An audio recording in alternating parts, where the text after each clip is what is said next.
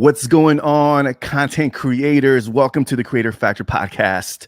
I'm the host that loves you the most, Ozeal, and this is your favorite podcast mixtape, y'all. That's right. This is where we give you different perspectives and different vibes to help elevate your creator journey. And today we're going to be chopping it up with a young content creator who I stumbled upon on Instagram. And, one of the things that really stood out from this young creator was just his passion to leverage his creative skills to help small business owners build their digital imprint online, in addition to building his own creator brand on Instagram, and also has a new YouTube channel as well, which we'll talk about. Yep. He's a brand photographer, he's a videographer, he's a content creator, and he's also an entrepreneur, co-founder of Flowing ES. Creator Factor fam, let's welcome to the show my man Nathan Negron in the house. What's going on, Nathan? What's up, man? How you feeling, man? Feeling good. Good day. Chi-Town. Yep. Chicago.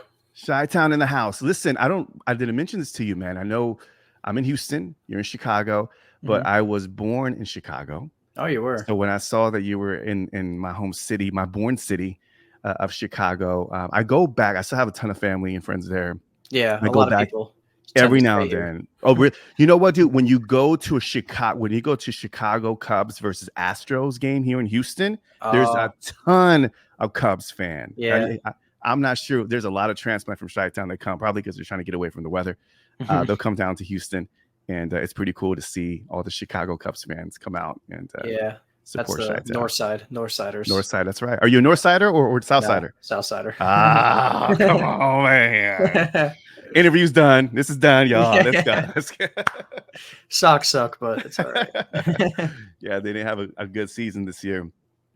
Well, listen, man, I'm excited to have you on. As I mentioned in the intro, bro, like I really respect you as a creator and what you're doing with not only documenting your journey as a content creator, but also as an entrepreneur, which I know a lot of our audience will kind of gravitate towards too, since we're content creators, we're building businesses online, and we're doing the thing, man. So before we kind of get into that, though, let's go ahead and talk about the creator origin story, man. Every creator has a story. You know what I'm talking about. Yeah.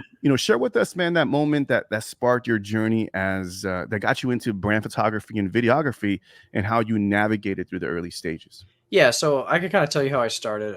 In my area, there's a lot of, as you can imagine, I'm in a big city, so there's a lot of people trying to do things and build brands or build followings in general. So I actually started out with event photography, more like underground parties, like college parties, things like that. And I started going to like frat parties and doing kind of like DJ events. That was my main start. So those event recaps kind of honed my skills. And then as I went on with it, I realized that it's fun, but making money in that industry is like not a thing. So I kind of took my skills and I started pushing it more into brand stuff. And the first brand that I worked with, why can't I think of this one? Well, the most recent one of the first one I worked with is a brand called Turp Boys. They actually sell like vape products. Okay. And yeah, so that's basically how I came up on that. I started with YouTube initially, though. I've been doing YouTube. Everybody wants to be a YouTuber, so that's right. how I found a camera. That's the way I really found a camera, is through YouTube. What is it about the camera that inspired you to pick it up and start documenting and sharing stories?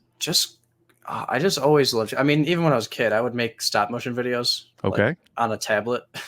So I've always been making videos like forever. Yeah. But me and my friends had a YouTube channel, which we still do. We're going to be uploading soon, but we don't upload right now. But that's what really inspired me. I just like storytelling. I like creating. I like creators. Like, I mean, I'm sure you know who Peter McKinnon is. Oh, yeah, man. Kelly Waska. Yeah. His filmer, I can't think of his name off the top of my head. He does really good videos.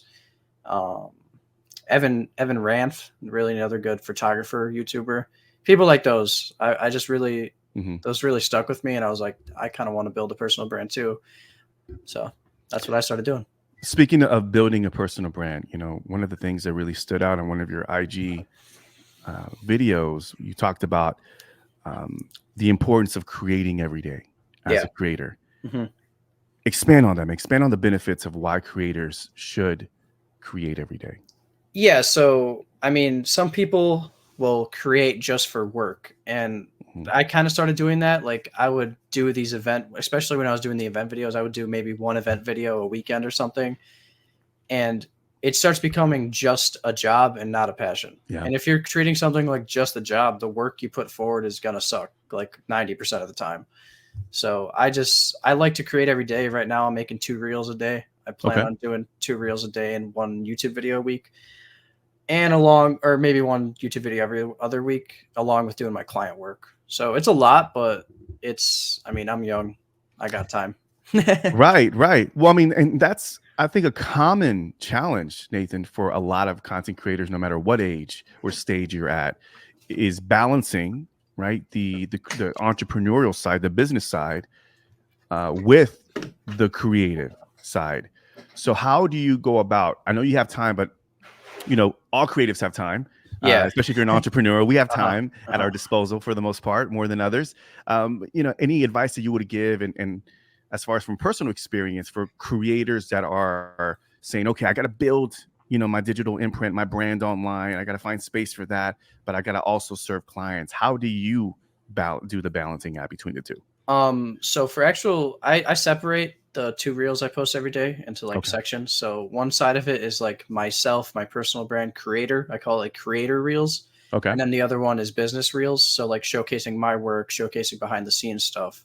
Okay. So Those are like two different yeah, content two pillars. different sections. So that Gotcha. helps my brain feel I get like it. I'm really only doing one a day, Mm-hmm. but I'm doing two. I don't know. It helps me. Yeah. And Makes sense. also I reuse work that I do for my clients to make reels. So like if I'm doing something for a client, the final product, and I'll then post that on my Instagram with like a in the beginning, like check out these results, that type of stuff, which helps me get a Right. reel, push my work, and it like circulates Yeah. nicely through the algorithm. So It's a win-win, right? I mean, you're yeah, promoting them, and obviously you're showcasing what you do as yeah. a business owner. Do you have like any tools or like any project management to kind of Oh, organize all these mhm. ideas? Notion. Notion. Okay. Notion. Okay. I Yeah. have not dug into Notion. You know what? I opened it up, dude. I see it's super ninja. I've seen people just use Mhm. it. You could do so many things. Now they got the AI. It's crazy. I've used Yeah. Asana, but maybe I need to revisit a Notion because I've seen a lot of the cool features they've been dishing out lately. It's good It's stuff. good. I don't do anything too complex with it, Keep it simple. like headings. Like it's basically a nicer Google Docs Hmm. for me. I mean, Well said. Yeah. I have some like scripting things and like shot planners. Like if I'm Okay. doing like a ad or like more of like a cinematic type of thing, Hmm. I'll use that. But usually I'm just kind of writing in sections like headings and paragraphs. Ideas and do you Yeah. also like look at the calendar? You schedule like everything Yeah. out, like Yeah. what's going to come out? I Okay. honestly use my Apple calendar. Apple Calendar. Okay. Right Yeah. on. Yeah. Yeah, okay. What one of the other things that that stood out that I really enjoyed about your Instagram uh, profile was the fact that you're just documenting the entrepreneurial journey Hmm. as a videographer, as a business owner, and what's been like the most eye-opening like lesson about talking to clients, because I know one of the things, and I'll make sure that I put it up in the show notes. Nathan does something that's awesome where he documents his sales calls, which, by the way, Yeah. you credit to being some of the most popular pieces of content, right? Yeah. Curious to know, man, what are your thoughts? Like, what was the thought process of starting that, documenting it, and what Yeah. have you learned from that process? So there's another creator here in Chicago. I don't know if he's from Chicago, but he lives in downtown, and Okay. his name's Renzo Guevara. I think that's how you say his last name. Okay. His whole page is those sales calls. Like Oh, that's it. really? So Okay. I kind of saw that, and I was like, he's not a videographer. He does social media marketing or something like that. Okay. I'm not sure what he does, but he helps people grow their businesses. And I was like, well, me being a videographer, like if I record these sales calls, because videographers are very are like this creative industry is very gatekeepy. Like Yeah. it's really hard to find out anything that's like they tell you like surface level things and then they'll Yeah. sell you the real deep stuff. So like actually documenting something live, I just was like, if he does that, it gets good views. If I do that and it brings my audience in, like why would I not do it? And then I did that one and it got 330,000 Yeah. views and I was like, Yeah. oh well, I should probably keep doing this. Yeah. Yeah. So that what has it taught me? It has taught me to talk better. on camera. Mm. That helped me, because when I first did that, that was basically one of my first reels with my face in it. I was like, if I don't just set up this camera and talk on this phone, then I'll probably never start making reels. So I just put it up next to me, did the call. I was still kind of, I mean, I still kind of am learning, but I was a little worse then than I am now. So I just set it up and started talking. I was like, I can improve on my speech. I can improve on the way I think on a call, the way I approach clients. It's just good to document it, even for myself. Even if I didn't post it, I think I would still be recording it. And you know, man, as creatives, sales is like the thing that we cringe when it comes to selling and getting comfortable and confident in doing these sales calls. And that's one of the things that's we talk about on Creator Factor is, you know, the importance of being confident and articulating on what you offer as a creative entrepreneur, but also just delivering that with confidence. Yeah, that's the hardest part. And I love the fact that you decided to, you know, steal like an artist. You know, I don't know if you ever read that book. Austin I've heard of it. Yeah. Essentially what you did, right? You were inspired by somebody who was doing it in a different industry, and you decided to take that type of content and put it on yours. And I mean, it's hitting. And I think that's a piece of content that I saw that was like, oh, that's dope. Like, I really, really like that.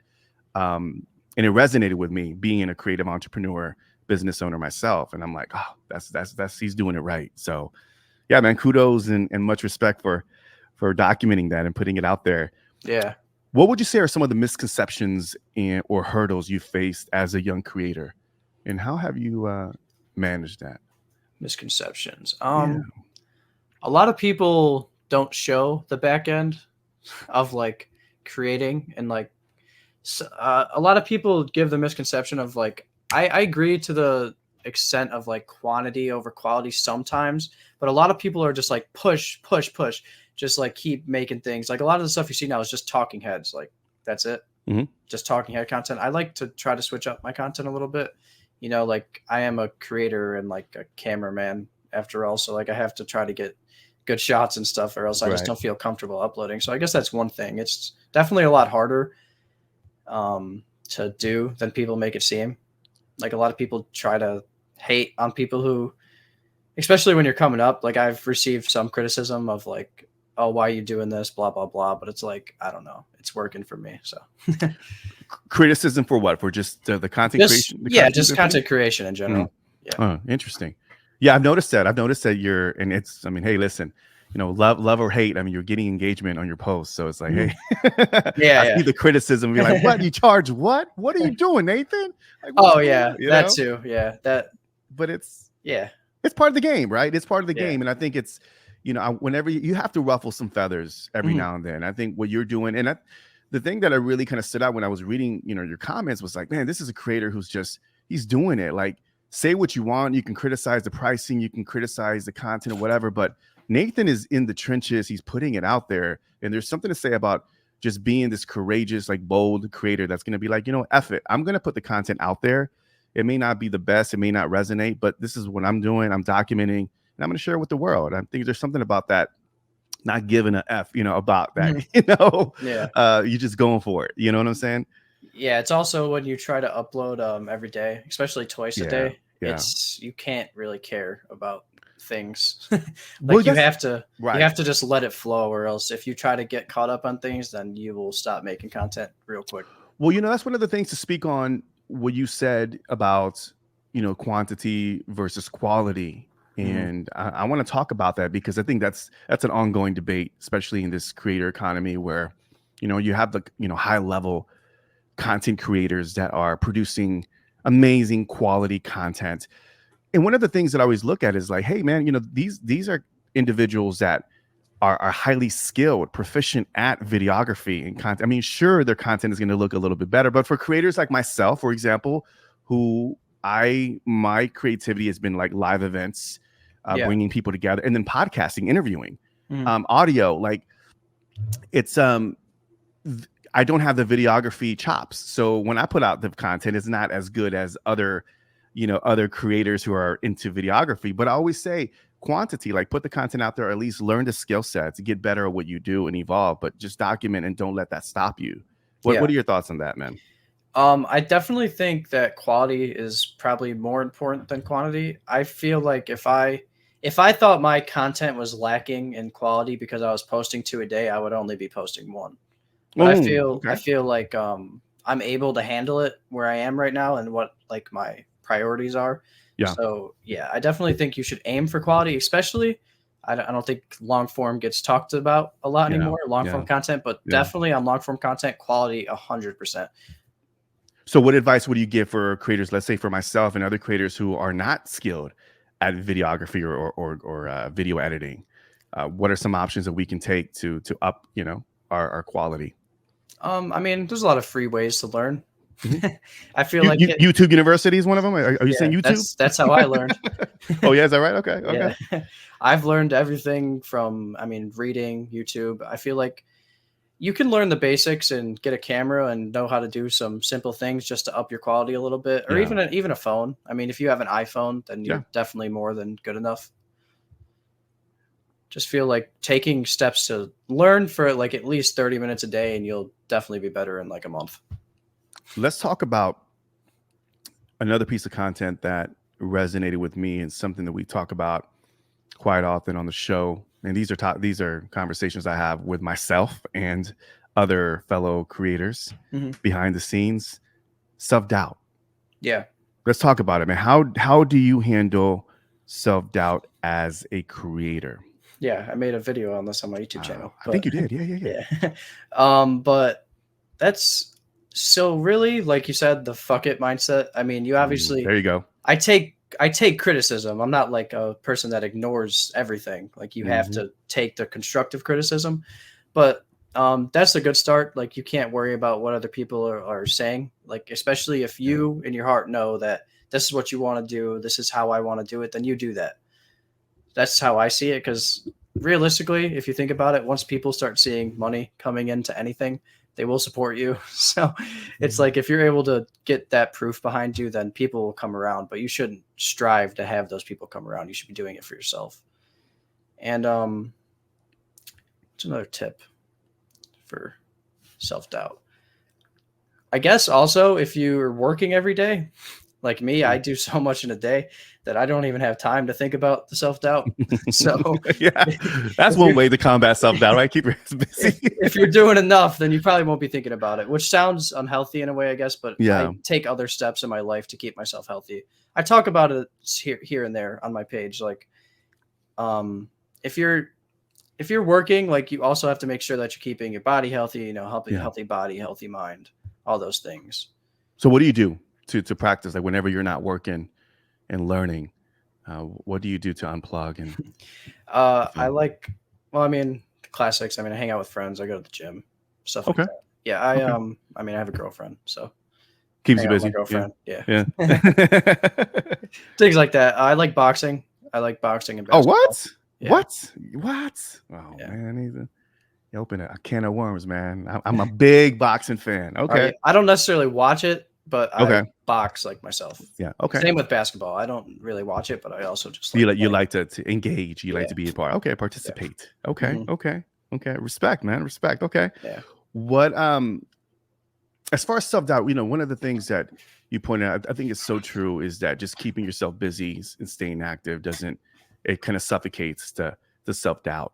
And that's a great lesson, a great tip for content creators that struggle with self-doubt, because we are inundated with overload of content, right? We can see hmm like you, Nathan, yeah, and be like, oh man, I don't have the quality like uh that. huh, Maybe I should not start the podcast. Maybe I should not start this YouTube syndrome, this yeah, YouTube channel. So I was going to say the imposter syndrome is yeah. real, because we start thinking about, man, if he's doing it on that level, she's doing it on that level, then let me go ahead and just get quiet and just, Yeah, that's something you can't let happen to you. Because I mean, I felt that. I mean, I feel it yeah, now. I'll go on Instagram. I see someone. I'm like, wow, their content's crazy. I should be doing that, or I should be yeah, doing this. But it's like you can't go from like 0 to 100 overnight if you aren't creating every day. Like I mm. say, like if you aren't at least creating something every day, then you're not gonna get better. Well, I love that you said that. And when you did that piece, I was like, man, that's such uh, a profound lesson that every creator should really embrace. in that I started doing that recently, and it's been liberating. I have the podcast and I got the content that I'm producing for my business. But in addition to that, Nathan, I'm also I started actually a random boxing YouTube channel. Yeah. Just because I love boxing and I love to do commentary and I love to, do predictions. And it was just for art's sake, just for creator's sake. And it's been so liberating having no expectation and just creating content just because, No, that's So awesome. I think everybody needs that outlet, man. No, for sure. Let's talk about the business because, you have a business and you're with the co-founder, right? Because you have a business partner as well. No, I'm the founder. You're the founder. Right on. Yeah, okay. I have a friend. Okay. He helps assistant. me though. Is he assistant? He's above assistant. We're partners. Okay. Right on. Yeah, Okay. No, he helps me a lot though. He's we're just childhood friends. We know each other forever. So it's weird saying I have a business. Listen, and that's the thing that's so impressive. And again, for our Creator Factor fam, Nathan's only 18 years old. It's crazy. Only 18. At 18, I was spinning on my head and breakdancing on the streets and doing all. I'm like, yo, this cat was making money. He's out there doing his thing. But I mean, this is the era that we're living in, right? We're living in an era where these are some really exciting times for content creators. Yeah. Because now we really are seeing this merge between creative skills and money. And before that, not to say that, photography has always been around, videography. Mm-hmm. It wasn't lucrative. Exactly. And now, of course, with social media being what it is, and that it's so important to build a brand online, creative skills are very important these days. So I love that, you started that. Talk to me a little bit about the inspiration of starting your business and what was it like, man, early on when you were like, oh man, somebody paid me for this. Let me do this again. Yeah.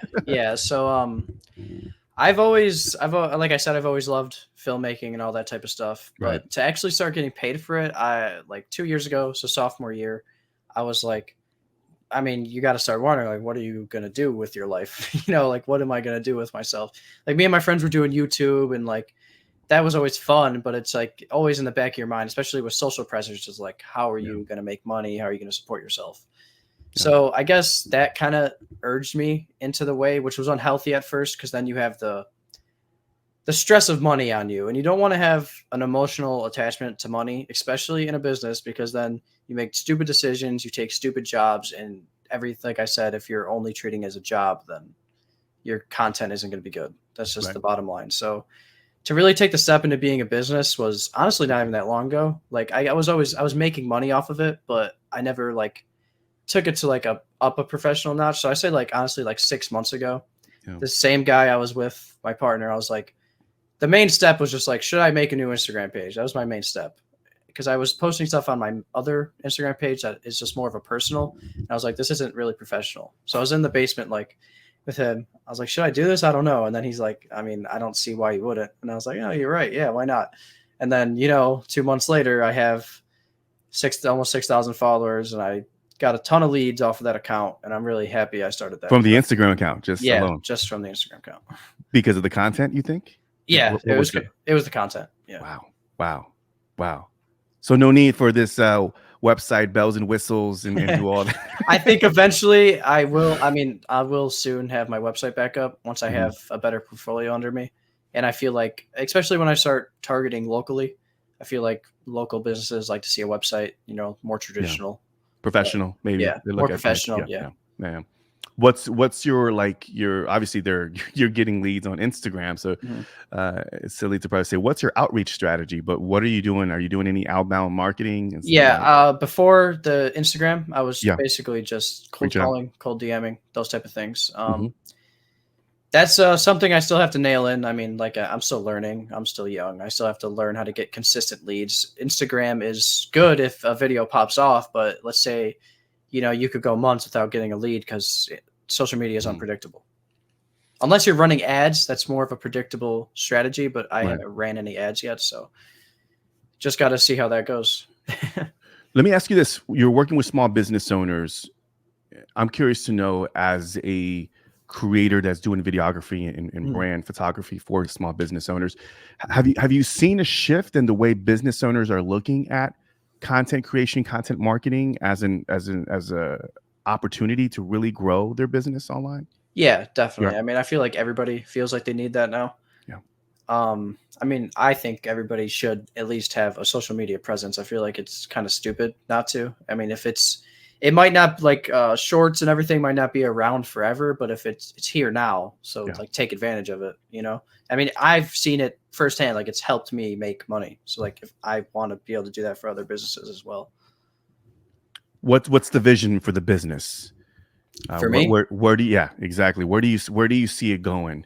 so I Next. eventually want to start working on more actual like ads, like true Ads. ads, like Mhm. more for smaller businesses, as well as the social media content, but also Mhm. working on some like brand stories, things like that. Mhm. I want to, yeah, I don't know. I want to work a lot more locally too. I want to work with some local businesses here in Chicago. I mean, there's Mhm. just a ton of Which people. you've been doing, right? I mean, are I've these brands that you've been doing? They I've had one local, but the Oh, other okay. people, some from Philadelphia, Oh, some right on. from New Okay. York, you know, they send me Interesting. the products and then I do that type of Oh, you stuff. did But the shoots. yeah. Okay. But eventually, within the next 5 years, I want a studio. I want to be able to shoot for local brands, Mhm. advertisements, and Mhm. hopefully handle and have a team under me. That's the main goal, is eventually have a team under me. Looking towards the future, man, where do you see, your creator journey, heading, and how do you plan to like evolve as a content creator, as a entrepreneur, navigating through these future trends? Where do you see Yeah, that? like I said, I want to start YouTube. I mean, I've done YouTube videos, but I feel like that's a lot more of it's like intimate connection. It's longer form, you know, you'll have a Mhm. stronger fan base under you with that. Mm. And like, I'll be able to help more people because that's like the main thing is that's like my main part of this. There's two sides to the brand. There's me helping businesses, but it's also me helping videographers and other Okay, creators. got it. So I feel like with a YouTube channel, that'll help the other creators a lot more. I mean, I do calls with people here and there. Like I just give them tips and stuff. I just did one earlier today, just like helping them out, just for free. I don't I make people pay for those calls or anything. I just have calls with them and give them like tips on videography and things like that. Please tell me you're documenting that, Nathan. No, those I haven't documented yet. That'd be pretty dope, man, to put Yeah, on. Just, I mean, just a position. If you ever decide, of course, obviously that's more yeah. of No, the I am coaching going to. consulting. I am going Yeah, to. but I I just want feel to see like how the first couple went for before I sure, did for it. sure, and I love that you're doing it for free. I love that you're Mhm. just, obviously you have personal experience that has a good success track record because you're doing it or you're showing it. So I Mhm. love that you're using the YouTube to educate. And I think that was the thing that really attracted me about your content was like, man, this brother's like really, he's young, he's ambitious, he's bold, he's doing it. Obviously, he's showing the content that he's doing for his clients, but also he has a heart of a teacher. Like he really wants to teach, about lighting and about just microphone etiquette and all that. And I really love that, man. That's what I gravitated towards too. And so, yeah, I love the idea of you starting that YouTube channel. I think you're going to be very successful. Yeah, Catch it. YouTube's my number one. I know YouTube very well, so I need to start my own YouTube channel because I'll be able to do that. I'll be able to grow that quickly too. To land the plane here, Nathan, I'm always asking our creators, if there's one creator factor that every creator should learn, master, or at least understand better, hmm what would that be? Um, persistence. So being able to always do it no matter what. Obviously, I think what helps me be able to do that is having inspirations. And inspirations don't have to be other bigger influencers. It could be literally anyone. Like I find inspiration off a lot of things. Like just seeing people do what I do, but having it way harder than I have. Because I'm pretty fortunate in what I've been able to do so far, and like the opportunities I've been given. So when I see that other people are also doing what I'm doing, but have it way harder than me, that's like, okay, that's like an inspiration. Like they're still able to do that. Then I don't have a reason to like complain. Like I got it good. Like I love creating. And if I love it, then I should be persistent with it every day. And grateful. I heard gratitude there. Yeah. Grateful. Mm, love it. Official flows. You can catch my man Nathan on Instagram, Yep. his YouTube channel, which we got to show him some love. I'll make sure I link that up in the show notes. Yep. Nathan, my man, again, it's been a true pleasure having you on the podcast, man. I am one. I take great pride in this, Nathan, that I like to spot, and I did this in Houston when I saw local bands. Like, I used to see the talent early on. I used to be like, that band is going to be a rock star. And I gotta say, my track record is on point. Like, I see talent early on, and next thing you know it, they end up blowing up. I mean, I'm just saying. I mean, I that's just, I have that eye for that. So when I saw you, I saw somebody who's, again, ambitious, creative, and has all the skills that to succeed is going to be a great educator to this creator economy of ours. So I see it, bro. That's the reason I reached out to you, and I'm glad to catch you early on before you expand and grow your audience. So it's been an honor, man. Yeah, it's been good.